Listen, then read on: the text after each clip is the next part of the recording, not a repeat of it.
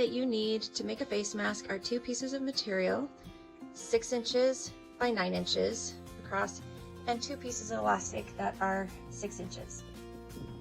Next, you're going to pin your elastic in the corners along the short end on the right side of one of the fabrics, and then you're going to lay the right side of the other fabric on top of that and start sewing it together.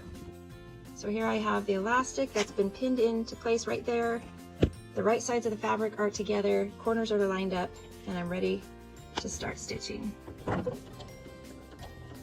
Once you go over the second corner and back stitch a couple times over that elastic, then you lift your needle and turn the fabric so that you can stitch a 1/4 inch seam along this long edge of the mask.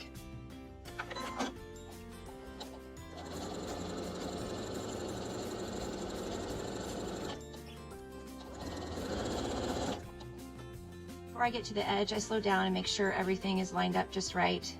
And I'm going to go straight up to that corner, stop, and then turn the needle. Lift the foot, turn the needle, and then I think I need to remove that needle. And then I'm going to back stitch over that elastic a couple times. Okay, so when I got to the final long side, I stitched it about halfway, back stitched a little bit, left a space, and then back stitched and finished it off to the corner. That way, from here, I can turn the mask. Okay, here's how the mask looks now that it's all turned. The elastic is coming out of the corners, and there's this little hole opening from where we turned it. We're going to take care of that in the top stitch, but first we're going to lay it down and press it.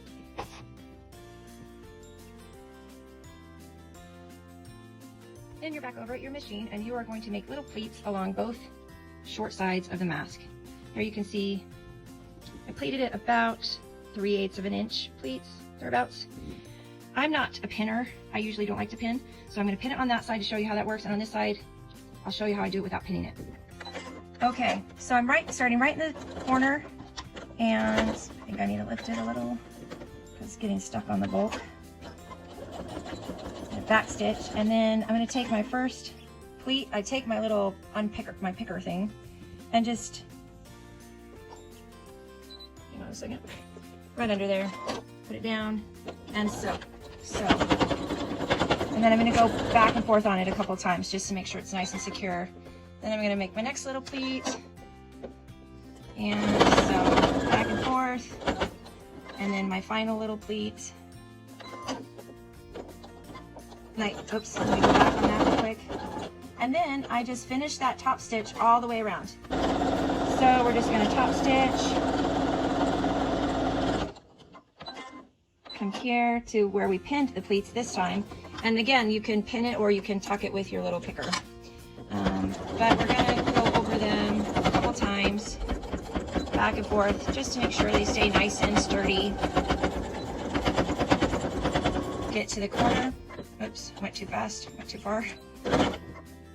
Turn it and go along. And this time we're gonna, I think the hole is on this side. Here's the hole, but we've pressed it so it's staying put. We're gonna top stitch right over that hole.